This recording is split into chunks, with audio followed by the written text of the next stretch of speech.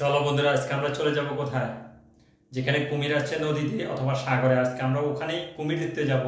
সবাই আজকে আমার সাথে থাকবেন, কুমির দেখব। এটাই হলো আজকে আমাদের মূল টার্গেট, নদীতে যাব।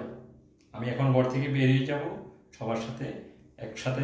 আমার সাথে থাকবেন আপনারা সবাই, কুমির দেখার জন্য অপেক্ষা করবেন। আজকে কুমির দেখাবো আপনাদেরকে, নিয়ে যাব সাগরে অথবা নদীতে। চলুন সবাই কুমির দেখার জন্য, ঠিক আছে?